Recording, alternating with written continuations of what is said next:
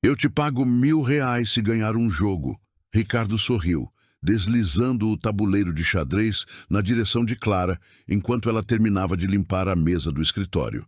Ela parou, com o pano ainda na mão, e encarou o jogo.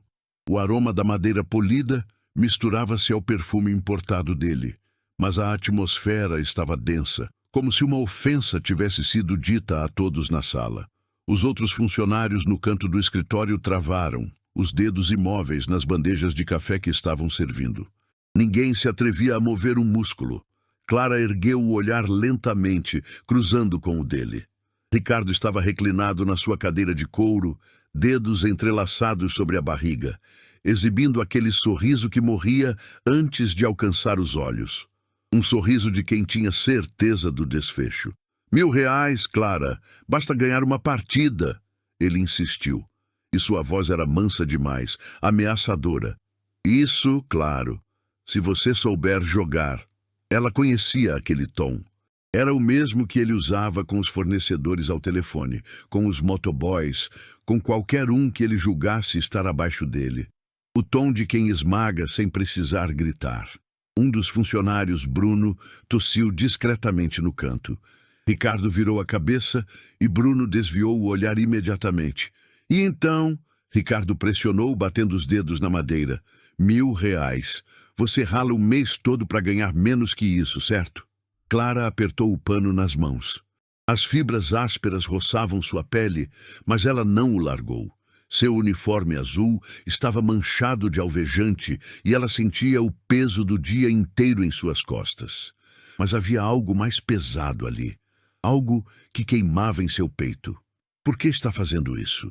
Ela indagou, e sua voz soou mais firme do que ela imaginava. Ricardo riu. Foi uma risada seca, quase um latido. Porque eu posso. E porque vai ser divertido. Ele empurrou o tabuleiro mais um pouco. Vamos, aceita. Ou está com medo de perder? Os outros funcionários trocaram olhares fugazes. Sofia, a recepcionista, mordia o lábio. Todos ali sabiam o que Ricardo estava fazendo. Ele amava esses jogos, pequenas doses de crueldade que o lembravam de seu poder. Clara olhou para o tabuleiro.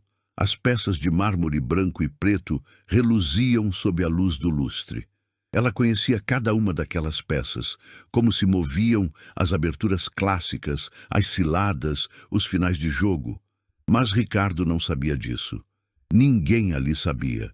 R$ 1.000, ela repetiu, a voz quase um murmúrio. Então ela soltou o pano sobre a mesa, arrastou uma cadeira e sentou-se. Eu aceito. O sorriso de Ricardo se alargou. Ele se inclinou para frente, os olhos faiscando. Ótimo! Você joga com as brancas. Vamos ver quanto tempo você aguenta. As mãos dele já estavam prontas para o primeiro movimento assim que ela jogasse. Ele estava tão seguro de si que nem se ajeitou. Apenas esperou, ainda sorrindo. Clara tocou o peão do rei com os dedos firmes e o avançou 2 casas. Ricardo fez seu movimento de forma automática, quase sem pensar, e então outro, e mais um, mas algo havia mudado na sala. Os funcionários se aproximaram devagar, sem nem notar. Sofia deixou a bandeja em uma mesa de canto. Bruno deu um passo à frente, porque Clara não estava apenas jogando. Ela estava tecendo algo no tabuleiro, peça por peça, lance por lance, e Ricardo ainda não tinha notado. Ele seguia sorrindo, mas agora seus dedos hesitavam um pouco mais antes de cada jogada. 10 minutos se passaram e o sorriso de Ricardo começou a desaparecer. Ele olhou para o tabuleiro, depois para Clara e de volta para o tabuleiro. Sua torre estava em perigo, seu bispo isolado. E de alguma forma que ele não percebeu, o cavalo dela estava posicionado de maneira letal no centro. Você já jogou antes? Ele disse, e não era mais uma pergunta. Soava como uma acusação. Clara não respondeu. Apenas moveu sua dama, deslizando-a pela diagonal com a ponta dos dedos. O movimento foi suave, preciso, como se ela tivesse feito aquilo milhares de vezes. Sofia deu um passo mais perto, a mão cobrindo a boca. Bruno sussurrou algo para o colega ao lado, E logo havia 6 pessoas ao redor da mesa, observando em silêncio absoluto. Ricardo afrouxou o colarinho. O ar-condicionado estava forte, mas havia suor em sua testa. Ele moveu um peão, hesitante, e Clara respondeu em 3 segundos. Bispo para a casa livre. Cheque, ela disse baixinho. A palavra caiu como uma pedra no silêncio. Ricardo piscou, conferiu o tabuleiro 2 vezes e moveu o rei. Suas mãos já não estavam firmes. Os dedos tremiam levemente quando ele soltou a peça. Onde você aprendeu a jogar assim? Ele perguntou, e agora a voz tinha uma ponta de irritação, como se ela tivesse mentido sobre algo. Clara finalmente olhou para ele. Seus olhos estavam calmos, mas havia algo neles, algo que ardia em fogo baixo. Meu pai me ensinou, ela respondeu, antes de morrer. Ricardo abriu a boca e a fechou. Ele não esperava uma resposta pessoal. Esperava um jogo quieto, uma vitória fácil, uma história divertida para contar aos amigos no clube. Não esperava por isso. Seu pai, ele repetiu, e havia desconforto na voz dele agora, como se pisasse em um terreno desconhecido. Ele era instrutor de xadrez. Clara continuou, movendo outra peça. Dava aulas em escolas públicas, torneios de bairro. Ele sempre dizia que xadrez não tinha a ver com inteligência, tinha a ver com respeito, respeito pelo jogo e pelo oponente. Ela permitiu que a última palavra pairasse no ar. Respeito, a palavra que Ricardo desconhecia. Bruno pigarreou. Sofia trocou um olhar com outro funcionário. Todos entenderam o recado. Ricardo tentou se recompor. Ele endireitou a postura, ajustou a gravata e forçou o sorriso de volta ao rosto. Bem, que comovente coincidência, ele disse. Mas a voz saiu estranha, forçada demais. Então você sabe jogar. Isso não muda o fato de que vai perder.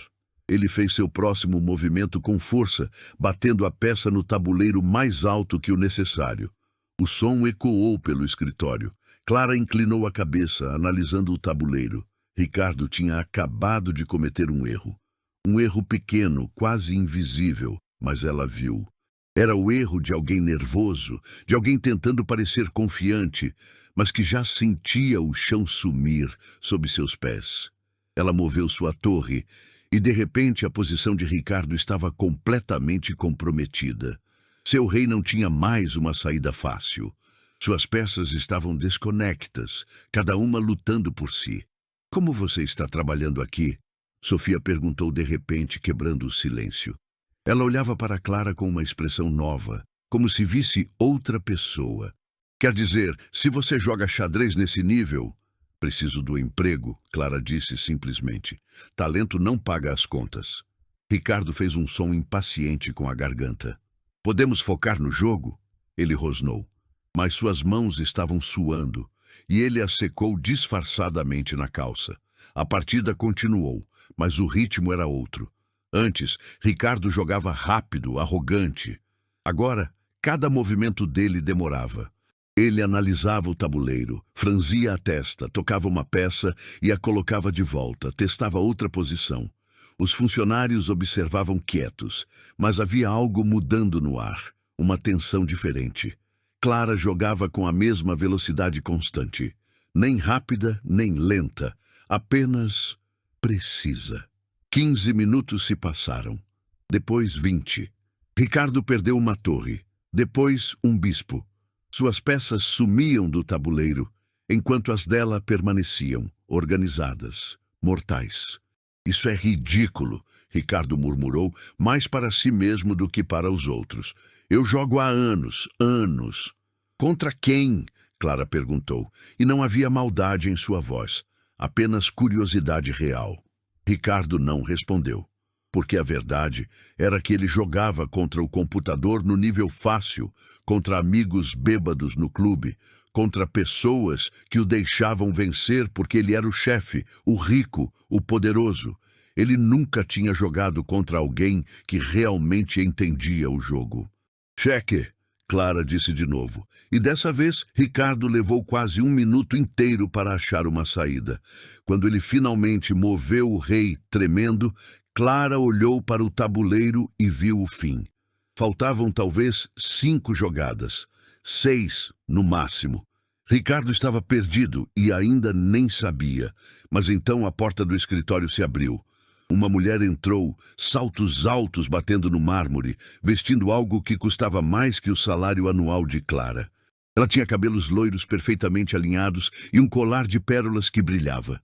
Seus olhos varreram a sala, pararam no tabuleiro, focaram em Ricardo, suado e tenso, e um sorriso fino surgiu em seus lábios.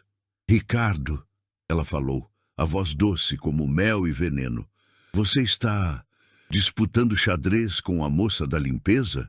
Ricardo se levantou da cadeira como se tivesse levado um soco. Seu rosto ficou vermelho, aquele tom que só aparecia quando ele perdia o controle. "Laura", ele disse, a voz tensa. "Que surpresa, não te esperava tão cedo." Laura era sua esposa. Clara sabia disso, pois tinha limpado o porta-retrato deles, sorrindo falsamente, na mesa do escritório centenas de vezes. Laura em jantares beneficentes, Laura em viagens caras, Laura ao lado de Ricardo, sempre com aquele sorriso que não chegava aos olhos. Laura se aproximou do tabuleiro, seus saltos marcando o ritmo, e estudou a posição. Ela entendia de xadrez. Talvez não em nível avançado, mas o suficiente para saber que Ricardo estava perdendo feio. R$ 1.000 era a aposta? Ela perguntou, olhando para Ricardo com aquele sorriso perigoso. "Querido, você está sendo humilhado pela faxineira e quer discutir o jogo?" Ricardo abriu a boca, fechou. "É só um jogo", ele disse, a voz saindo fraca demais. "Exatamente", Laura respondeu. "Um jogo que você propôs para ganhar e está perdendo." Ela se virou para Clara e, por um segundo, seus olhos se encontraram.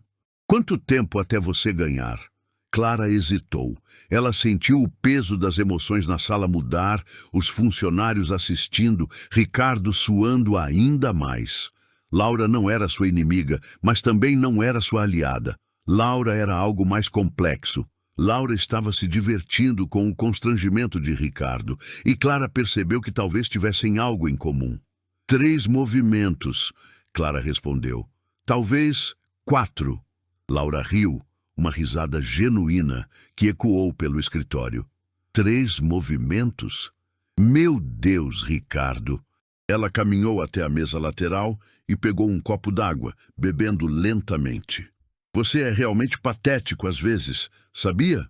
Ricardo ficou ainda mais pálido. Seus olhos alternavam entre Clara e Laura, como se tentasse calcular rapidamente qual era o melhor movimento agora. Mas não havia movimento bom. Havia apenas o tabuleiro, o jogo e a verdade que toda a sala agora podia ver. Ele não era tão inteligente, tão poderoso, tão invencível quanto pensava. "Continue", Laura disse para Clara, apontando para o tabuleiro. "Acaba logo com isso. Quero ver a cara dele quando perder." Clara respirou fundo. Ela sentia o peso de mais de uma coisa agora. Não era só sobre xadrez. Era sobre isso. Era sobre Ricardo se achar superior, oferecendo dinheiro como esmola, como se pudesse comprar o direito de humilhar. Era sobre Laura vendo uma brecha para sua própria raiva, sua própria frustração conjugal. E era sobre Clara, que não era faxineira por falta de opção, mas porque a vida tinha seus próprios planos. Ela moveu sua dama, e o tabuleiro ficou em silêncio absoluto. O rei de Ricardo estava em xeque novamente. Mas dessa vez não havia fuga real. Ricardo estudou o tabuleiro. Seus dedos foram para uma peça, depois outra. Nenhuma servia. Ele sabia. Toda a sala sabia. "Não posso jogar", ele disse finalmente, e as palavras saíram como um sussurro amargo. "Então você está se rendendo?" Laura perguntou, e havia triunfo em sua voz. "Está concedendo a aposta? R$ 1.000 para a moça da limpeza?" Ricardo não respondeu. Ele olhava para o tabuleiro, para suas peças capturadas na lateral, para o rei cercado no centro. Era como se ver de fora, vendo tudo o que construiu desmoronar porque alguém ousou dizer não. "Acho que sim", Clara disse suavemente e estendeu a mão sobre o tabuleiro. Obrigada pelo jogo. Mas no instante em que ela disse isso, algo mudou. Ricardo ergueu os olhos, e havia algo novo neles, algo que fez até Laura recuar um passo. Espera, ele disse, e a voz era completamente diferente agora. Sombria, perigosa. Nós não terminamos. Ricardo se levantou devagar, os olhos fixos em Clara. Seus dedos apertaram a borda da mesa, os nós ficando brancos com a pressão. Você acha que ganhou porque me venceu num jogo? Ele disse, a voz perigosamente calma. Você é inteligente, ok. Mas inteligência não paga boletos no fim do mês, não é? Clara sentiu o clima mudar. A humilhação estava se transformando em algo mais ameaçador. Estou oferecendo um acordo, Ricardo continuou. Você tem diploma em xadrez? Certificado? Algo que prove que sabe o que está fazendo? Não, Clara respondeu. Meu pai não tinha credencial. Apenas ensinava porque amava o jogo. Exatamente, Ricardo disse, e um sorriso predatório surgiu em seu rosto. Então, qualquer coisa que você fez aqui, qualquer habilidade, não tem validação oficial. Sem documento, sem prova, nada que um tribunal reconheça. Os funcionários trocaram olhares preocupados. Laura se encostou na parede, observando. O que você quer dizer? Clara perguntou, e pela primeira vez havia incerteza em sua voz. Estou dizendo que você pode ter talento, mas talento sem credibilidade é só sorte, Ricardo disse, circulando o tabuleiro como um predador. Você está aqui limpando o chão porque não pode provar que é mais que isso. Já eu tenho influência, tenho os meios, tenho o poder de arruinar sua reputação nesta cidade com um único telefonema. Você está ameaçando ela? Sofia perguntou alto, a voz trêmula. Não estou ameaçando ninguém, Ricardo respondeu, mas seus olhos nunca deixaram Clara. Estou apenas sendo honesto. Você ganhou um jogo. Parabéns. Mas essa vitória não muda quem você é. Você continua aqui amanhã, limpando o piso, porque é tudo o que você sabe fazer. Clara sentiu o golpe daquelas palavras como um tapa, mas então ela respirou e algo se solidificou dentro dela. Ele estava com medo real e genuíno, e por isso estava atacando. Você quer me destruir porque eu ganhei? Ela perguntou, levantando-se. Eu não quero nada de você. Ricardo rosnou. Você é ninguém. Você sempre será ninguém. E foi nesse exato momento que a porta do escritório se abriu novamente. Dessa vez, não era Laura.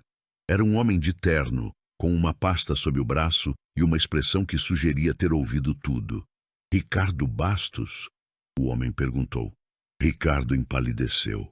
Clara viu o medo cruzar seu rosto, tão rápido que quase desapareceu. Quem é você? Ricardo perguntou, mas sua voz não tinha mais nenhuma força. Eu sou o advogado da senhora Clara Monteiro. O homem respondeu. Estive escutando sua conversa nos últimos 5 minutos ali da janela. A sala inteira congelou. Os funcionários trocaram olhares de puro choque. Ameaça, intimidação, assédio moral, tudo registrado. Minha cliente tem testemunhas. O advogado olhou para Sofia, para Bruno, para os outros. Várias, aliás. Clara viu o rosto de Ricardo desmoronar. Aquela confiança, aquele poder, aquela certeza de que podia fazer o que quisesse, tudo evaporou em 1 segundo. Mas então ele riu. Uma risada rouca, desesperada. Você planejou isso. Isso tudo foi uma armadilha.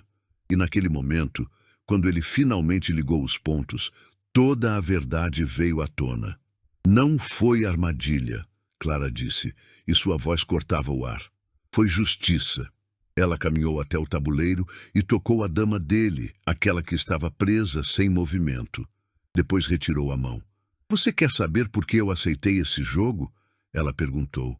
Por que uma faxineira que ganha salário mínimo aceitaria uma aposta de R$1.000 com o chefe?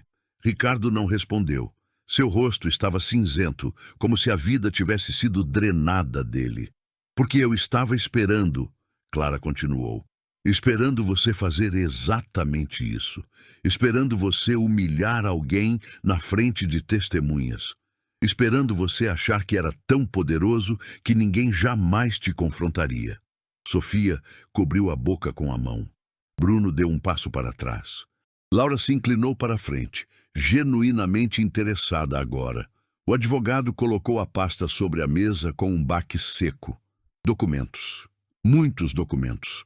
Minha cliente tem sido vítima de assédio moral consistente, disse o advogado com a voz fria como gelo. Comentários degradantes sobre sua capacidade, sua educação, seu valor, tudo documentado. Testemunhas, e-mails, áudios. Áudios, Ricardo sussurrou. Você fala alto quando acha que está sozinho à noite, Sofia disse suavemente. E você fala sobre todos nós. Sobre como nos despreza, sobre como nos paga o mínimo possível, sobre como somos descartáveis. O silêncio que se seguiu foi ensurdecedor. Clara pegou o primeiro documento da pasta, uma lista de datas, horários, descrições de incidentes. 22 de março. Você disse que qualquer macaco faria meu trabalho melhor. Ela leu em voz alta. 17 de abril. Você perguntou na frente de todos se eu achava que conseguiria outro emprego sem sua ajuda. Ela continuou. 3 de junho. Você disse que meu pai provavelmente morreu por não ser tão esperto quanto você. Cada palavra era um golpe. Aquilo foi uma piada, Ricardo disse, fraco. Não foi, Clara respondeu. E você sabe disso. O advogado tirou mais papéis. Desta vez, formulários de queixa. Registros oficiais. Minha cliente abriu queixas formais há 4 meses. Ele disse. Você nunca respondeu. Você continuou. Na verdade, piorou. Laura abriu a boca, depois fechou. Ela olhava para Ricardo como se nunca o tivesse visto. Como se a máscara tivesse caído e revelado algo horrível. Você sabia disso? Ela perguntou a Ricardo, a voz cheia de descrença. Ela é só uma faxineira. Ricardo disse, e as palavras saíram tão automáticas, tão naturais, que revelaram tudo. Não é como se importasse. O ar ficou pesado, os funcionários prenderam a respiração, até os sons da rua lá fora pareceram sumir. Agora vem a reviravolta, o advogado disse com um tom teatral, como se tivesse ensaiado esse momento. Sabe o que é engraçado, Ricardo? A Clara não é faxineira. Ricardo piscou. Ela trabalha como faxineira aqui, o advogado continuou. Mas ela é formada em Direito. Bacharelado completo. Está fazendo mestrado em Direito do Trabalho, justamente por ter vivido situações como essa. A dissertação dela é sobre assédio moral corporativo. Clara viu o momento em que Ricardo entendeu. Viu quando todos os cálculos dele falharam. Viu quando ele percebeu que ela não era uma vítima fácil. Ela era alguém que tinha estudado as leis, documentado tudo, planejado cada movimento como um jogo de xadrez ainda mais complexo. Ela se infiltrou aqui de propósito, disse o advogado. Aceitou o emprego de faxineira para documentar exatamente o tipo de comportamento que você exibe, para ter testemunhas, para ter provas. Mas por quê? Laura perguntou confusa. Por quê? Clara respondeu. Antes de eu aceitar este emprego, uma mulher tirou a própria vida. O silêncio voltou, mas desta vez era diferente. Era o silêncio de algo se quebrando para sempre. Ela também trabalhou para o Ricardo. Também era faxineira. Também tinha um diploma que ninguém sabia, e depois de 2 anos sendo tratada como ninguém, ela decidiu que realmente era. Clara olhou nos olhos de Ricardo, e não havia triunfo ali. Apenas uma tristeza infinita. O nome dela era Camila. Era minha melhor amiga. A porta do escritório se abriu de novo. Desta vez não era um advogado. Era uma mulher de meia idade, com os olhos vermelhos e um porta-retrato na mão. A mãe de Camila. Ela entrou devagar, como se cada passo exigisse toda a sua força. Seus olhos encontraram Ricardo e algo se quebrou em seu rosto. Você não sabia que ela tinha família? A mulher perguntou, e sua voz era um sussurro que cortava mais que um grito. Você não sabia que ela tinha sonhos? Que fazia faculdade à noite? Que queria ser advogada como a Clara? Ricardo recuou, mas não havia para onde ir. A mesa o bloqueava de um lado, o advogado do outro. E agora uma mãe estava diante dele com a foto da filha na mão. Ela me ligou um dia, a mãe continuou, lágrimas escorrendo pelo rosto. Chorava. Dizia que não era boa o bastante, que nunca seria nada. Eu tentei ajudar, mas ela não acreditava mais em si. Porque você passou 2 anos convencendo-a de que era verdade. Laura se virou para Ricardo e não havia nada além de nojo em seus olhos. Você sabia? Ela perguntou, a voz um sopro. Você sabia que uma funcionária sua tinha morrido e não me contou? Não era relevante, Ricardo respondeu automaticamente, e esse foi seu último erro. Não era relevante? A mãe de Camila perguntou, e caminhou até o tabuleiro de xadrez. Olhou para as peças. Então, com um movimento deliberado e lento, ela virou o tabuleiro, espalhando as peças pelo chão. Minha filha era relevante. Os peões espalhados fizeram pequenos sons ao bater no mármore. Uma metáfora perfeita para tudo. Tudo reduzido a peças descartáveis. Clara sentiu Laura se mover ao seu lado. Quando olhou, viu que a mulher estava gravando tudo com o celular. Não para destruir Ricardo, mas para preservar a verdade. Você vai receber uma notificação legal em breve, o advogado disse, colocando mais documentos sobre a mesa. Minha cliente está processando por assédio moral, danos morais, criação de ambiente de trabalho hostil e discriminação. Os valores estão aqui. Ricardo olhou para os números e seu rosto ficou totalmente cinza. Além disso, continuou o advogado, há uma investigação aberta sobre as circunstâncias da morte de Camila. A família alega que havia documentação de assédio que foi ignorada. Negligência corporativa, possível responsabilidade criminal. Isso é um absurdo, Ricardo sussurrou, mas havia desespero em cada sílaba. Não, Clara disse simplesmente. É justiça. Ela caminhou até a janela e a abriu. Lá embaixo, na rua, havia pessoas, repórteres, câmeras. A notícia, pelo visto, já estava vazando. Como isso chegou na imprensa? Ricardo perguntou, pânico puro na voz. Não chegou, o advogado respondeu. Ainda, mas vai, porque isso não é só sobre você, Ricardo. É sobre um sistema que permite que isso aconteça. É sobre empresas que tratam pessoas como descartáveis. É sobre famílias que perdem filhas porque ninguém ouviu, ninguém viu, ninguém se importou. O silêncio que se seguiu foi absoluto.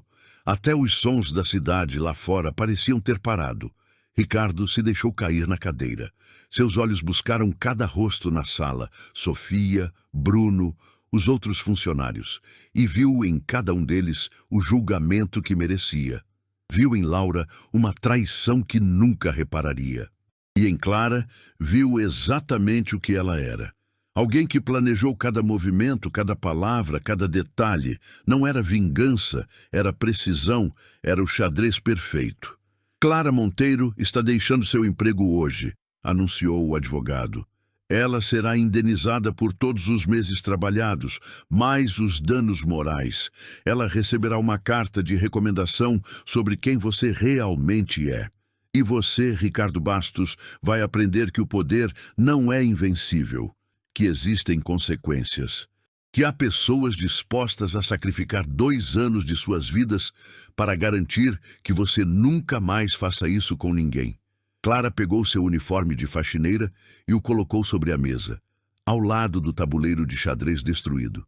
Obrigada pelo jogo, ela disse para Ricardo, e obrigada por ser exatamente quem você sempre foi. Isso tornou tudo muito mais fácil. Ela caminhou para a porta e, quando saiu, levava consigo a verdade que não podia mais ser ignorada, deixando Ricardo sozinho com suas peças caídas e o peso de tudo o que havia feito. O escritório inteiro parecia congelado no tempo. Ninguém se mexia, ninguém falava. Apenas os sons da rua lá embaixo, sirenes, buzinas, a vida normal continuando, quebravam o silêncio absoluto. Sofia foi a primeira a se mover. Ela caminhou até a mãe de Camila e a abraçou, sem pedir permissão, sem esperar convite. Apenas abraçou, como se oferecesse um corpo para segurar o luto que aquela mulher carregava há tanto tempo. Ela era tão gentil. Sofia sussurrou. Eu devia ter feito algo. Todos nós devíamos. Você tentou avisá-la uma vez, a mãe respondeu, ainda segurando o porta-retrato. Ela disse que tinha medo de perder o emprego, que precisava do dinheiro para pagar a faculdade. Bruno se aproximou lentamente, os olhos fixos em Ricardo, que ainda estava sentado, os ombros caídos, como se tivesse envelhecido 10 anos em 10 minutos. Ele sabia. Bruno disse para ninguém em particular. Ele sempre soube o que fazia conosco. Ele só não se importava. O advogado começou a recolher seus documentos com movimentos precisos e deliberados.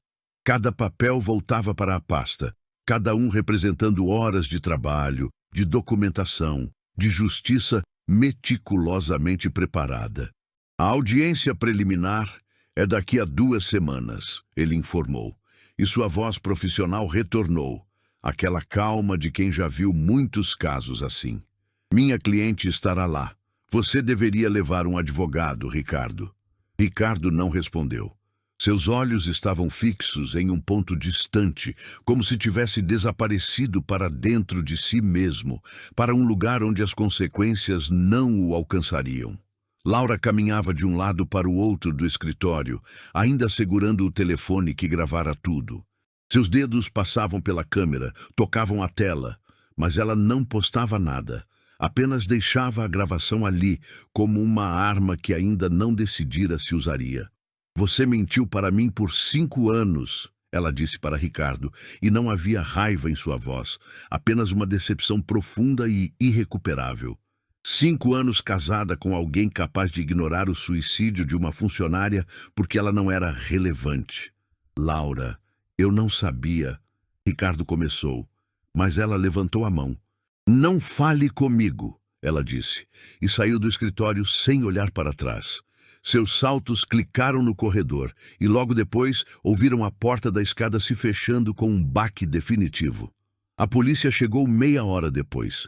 Não para prender ninguém, mas para colher depoimentos, para oficializar o que havia acontecido. Um detetive entrou, acompanhado por 2 agentes, e o escritório, que fora um local de trabalho, se tornou uma cena de investigação. Clara estava em frente ao prédio quando os repórteres chegaram. Ela não havia chamado ninguém, mas notícias viajam rápido, especialmente quando envolvem poder, corrupção e justiça. As câmeras se voltaram para ela, os microfones se estenderam. Como você se sente? Perguntaram. Clara respirou fundo e por um segundo pareceu que não ia responder. Então ela abriu a boca. Sinto que minha amiga estava esperando por isso, ela disse, a voz firme, clara, sem tremor. Não para ganhar dinheiro, não por vingança, mas para que ninguém mais tivesse que passar pelo que ela passou. Uma das jornalistas perguntou se ela se arrependia de ter trabalhado como faxineira por 2 anos, de ter sacrificado sua vida para preparar este caso. Clara olhou para trás, para o prédio, para as janelas do escritório onde Ricardo ainda estava sentado, cercado por advogados e pela polícia. Não, ela respondeu, porque agora existe um precedente, agora existe documentação. Agora, se isso acontecer de novo, as vítimas saberão que existe um caminho, que existe justiça, que elas não estão sozinhas. A mãe de Camila saiu do prédio 1 hora depois, o porta-retrato ainda em suas mãos. Quando viu Clara, caminhou até ela e a abraçou, forte e firme. Obrigada, ela sussurrou. Obrigada por não deixar isso morrer com ela. Quando se separaram, Clara sentiu algo se libertar dentro de seu peito. Não era paz, ainda não, mas era o começo de algo parecido com alívio. Como se 2 anos de peso tivessem finalmente sido colocados no chão. Ela caminhou para longe do prédio enquanto o sol começava a descer. E pela primeira vez, em muito tempo, sentia que podia respirar sem dor. 9 meses depois, Clara estava em um tribunal. Não como faxineira, mas como estagiária de direito, acompanhando um caso semelhante ao seu. Uma jovem também contratada para um cargo administrativo, também submetida a assédio sistemático, também ignorada pela gerência. O juiz a olhou quando ela entregou os documentos de sua pesquisa, dezenas de páginas compiladas sobre seu caso, sobre o caso de Camila, sobre padrões de abuso corporativo. Ele folheou os papéis com atenção, depois a chamou à frente. Você foi vítima de algo parecido? Ele perguntou. Sim, ela respondeu a voz firme. E isso me ensinou que documentação salva vidas, que padrões precisam ser identificados, que justiça não é um luxo, é um direito. O juiz assentiu, e Clara viu algo mudar no rosto dele. Reconhecimento, talvez admiração. A universidade ofereceu a ela uma bolsa de estudos integral depois disso. Sua dissertação sobre assédio moral corporativo foi publicada em uma revista jurídica conceituada. Professores começaram a citar seu trabalho. Advogados trabalhistas começaram a procurá-la para consultoria. Ela se mudou para um apartamento pequeno, mas era seu. As paredes eram brancas, sem decoração, mas isso não importava. Pela primeira vez em anos, ela dormia sem pesadelos, acordava sem dor no peito, passava o dia sem o peso da raiva a puxando para baixo. Sofia a contatou pelo LinkedIn. Havia deixado a empresa de Ricardo e agora trabalhava em um lugar com políticas reais de proteção aos funcionários. Porque aprendi com você, ela escreveu, que é possível fazer a diferença. Ricardo fora condenado em primeira instância. Não era prisão, era indenização, multas, proibição de exercer cargos de gestão por 5 anos. Mas a condenação era pública, registrada, impossível de esconder. Sua carreira de executivo invencível tinha acabado. Agora era apenas um homem que perdeu tudo porque alguém mais inteligente decidiu que a justiça importava mais que o orgulho. Laura havia concedido uma entrevista para um podcast sobre relacionamentos tóxicos, descrevendo como não viu a verdadeira natureza do marido até tudo desabar. Seu livro, A Face Oculta do Poder, estava entre os mais vendidos. Ela transformou sua própria dor em sabedoria, em conhecimento que ajudava outras mulheres a reconhecer os sinais de abuso. Mas o momento que realmente marcou a transformação de Clara veio 6 meses depois, quando ela trabalhava como estagiária em um grande escritório. Uma mulher entrou na sala, nervosa, com uma pasta cheia de documentos pessoais. Estou sendo assediada no trabalho, a mulher disse, e ninguém acredita em mim. Meu chefe é bem visto, respeitado. Eu sou só uma funcionária nova. Clara olhou para ela e viu Camila. Viu a si mesma. Viu todas as mulheres silenciadas porque o sistema vencia as vozes quietas. Sente-se, Clara disse puxando uma cadeira. Vamos começar do zero. Você tem documentos, áudios, testemunhas, porque a primeira coisa que você precisa entender é que evidência é poder. E poder é a única língua que pessoas como seu chefe entendem. A mulher começou a chorar enquanto Clara anotava tudo, cuidadosa, metódica, exatamente como havia aprendido. Você vai vencer, Clara disse, não porque você é melhor que ele, mas porque você vai estar mais preparada, porque você vai documentar cada detalhe, porque você vai ter estratégia e porque eu vou estar com você em cada passo. Aquilo era novo. Não era mais sobre ela, sua dor, sua história. Era sobre transformar sua experiência em uma ferramenta para outras pessoas. Meses depois, quando aquela mulher ganhou seu caso, ela abraçou Clara no tribunal. Você me salvou, ela sussurrou.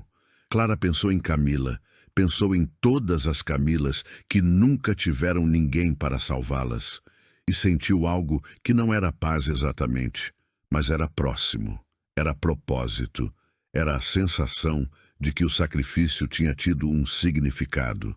1 ano depois, Clara se formou como advogada. Sua mãe estava na plateia, ao lado da mãe de Camila. Quando ela caminhou até o palco para receber o diploma, ambas choraram. Ela teria ficado tão orgulhosa, a mãe de Camila sussurrou. Clara olhou para seu diploma, para aquelas palavras, bacharel em direito, e soube que não havia chegado ali apesar de Camila. Havia chegado ali por causa de Camila. cada batalha legal que vencesse, cada vítima que salvasse, cada justiça que conquistasse, tudo era também a justiça de sua amiga. Ela abriu um escritório especializado em direitos trabalhistas. Seus clientes eram pessoas em quem ninguém acreditava: faxineiras, recepcionistas, entregadores. Qualquer um que tivesse sido tratado como descartável. E em cada caso, ela ganhava, porque havia aprendido a lição mais importante que o xadrez poderia ensinar. A vitória pertence a quem planeja com mais cuidado, a quem documenta cada movimento e a quem nunca subestima o poder daqueles que todos acreditam já estar perdidos. A vida de Clara não era mais sobre um jogo em um escritório de luxo. Era sobre derrotar cada executivo que pensava que o dinheiro o tornava intocável. E ela sempre vencia. Se essa história te tocou, se você sentiu a força da Clara em cada segundo, clica no like, porque histórias como essa merecem ser vistas por muito mais pessoas, merecem ser compartilhadas, merecem ecoar pelo mundo. Agora me conta, de qual cidade você está assistindo? Qual parte dessa história mais te impactou? Deixa seu comentário e vamos conversar sobre isso juntos. Quero saber o que você pensa sobre justiça, sobre coragem, sobre pessoas que transformam dor em propósito e resistência real. Se você não quer perder as próximas histórias que vão te arrepiar, se inscreve no canal, porque cada semana tem uma nova narrativa esperando para mudar sua perspectiva sobre a vida. Para te lembrar que história não é só ficção, é também resistência transformadora. E agora? Escolha uma das histórias na tela ao seu lado e continue conosco nessa jornada. Porque a próxima história pode ser a que vai mudar tudo para você. A próxima narrativa pode ser o espelho que você estava procurando nessa vida. Vamos?